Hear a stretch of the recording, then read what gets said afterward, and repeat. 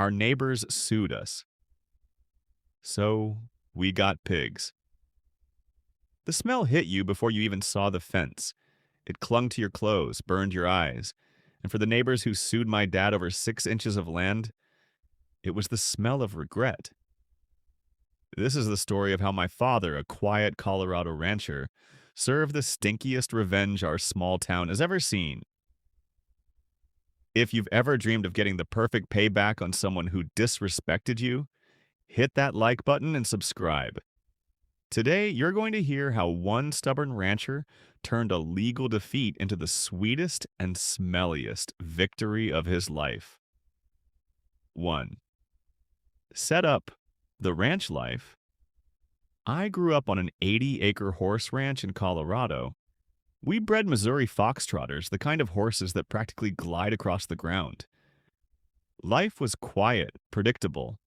Our nearest neighbors were fields away. My dad, let's call him Dan, was one of those steady, salt-of-the-earth men. Slow to anger, but once you crossed him, you'd better start running. We'd been there for 20 years when we got the news. Some out-of-towners had bought a weird strip of land wedged between our back fence and a busy county road. Narrow, awkward, not much use for farming. We thought, good luck with that. 2. First contact, the wrong way to meet. We didn't meet them over a friendly wave or a pie on the porch. No, our first hello came in the form of a lawyer's letter. They claimed our back fence crossed 3 to 6 inches into their property. They wanted it moved immediately. Dad called them, trying to talk it out.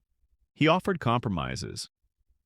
Move the section near their building site first, do the rest later.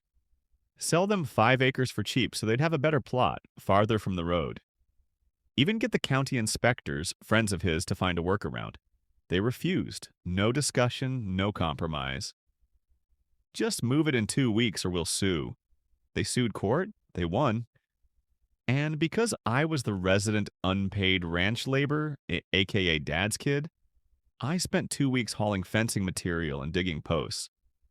The work was expensive, exhausting, and it stung because it wasn't even about the fence. It was about power. They wanted those 6 inches because the law required their house to be a certain distance from our line, and they wanted every inch they could get. When Dad came back from that first meeting, I'll never forget what he said, hat in hand. Well, it looks like we got the kind of folks for neighbors you don't ever want to have for neighbors. 4. Dad's plan. The quiet smile. We moved the fence in early spring. The neighbors started building their shiny new house. I figured that was the end of it. But one Saturday morning, Dad rousted me out of bed before sunrise and loaded up the truck with lumber and fencing supplies. "What's all this for?" I asked. "You'll see," he said with a slow, devilish grin. We built a sturdy pen and small shelter right at the back of our property line, directly behind their brand new dream home. 5. The arrival of the pigs. A week later, a farm buddy delivered 6 fat, healthy pigs. They were adorable for about 5 minutes. Then Dad started feeding them a mix of balanced hog feed and every scrap from our kitchen. Leftover stew? In it went. Rotten vegetables? Sure. Coffee grounds? Why not? See, the smell of pigs depends on what they eat. And table scraps? They make for a stench so thick it feels like it coats your tongue. By the time summer hit, I could smell them halfway down the trail on my four-wheeler. My eyes would water before I even reached the pen. And when we mucked it out with the bobcat, Dad piled the mess right beside the pen. 6. The neighbors. Snap. It didn't take long. One afternoon, the neighbors stormed over, voices raised, accusing us of harassment. But instead of apologizing, Dad calmly reminded them, "This is agricultural land. We can raise livestock anywhere we want on our property." They went the legal route again, and lost. Dad had checked every regulation before the first post went in.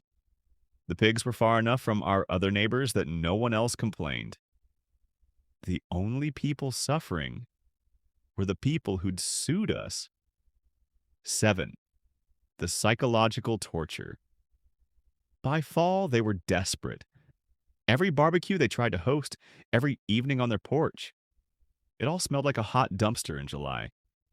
When we sold the pigs for slaughter before winter, Dad made sure they overheard him tell someone he'd be expanding the operation in the spring.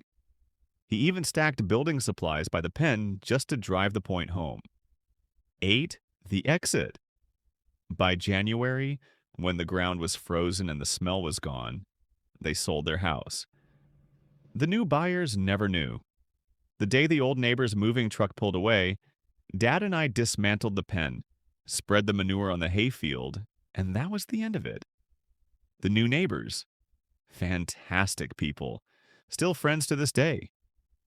The beauty of Dad's revenge wasn't just the smell, it was the patience. He never yelled, never threatened. He let them make the first move, then he simply adapted. And in the end, they were the ones packing up and driving away while he kept his land, his peace, and his dignity. Sometimes justice doesn't come from courtrooms or lawyers. It comes from knowing the rules better than the person trying to hurt you. And maybe from a few pigs with strong stomachs. If this story made you grin, smash that like button and tell me in the comments. What's the most satisfying revenge you've ever seen? And if you want more stories of petty justice and sweet karma, subscribe, because I've got plenty more where this came from.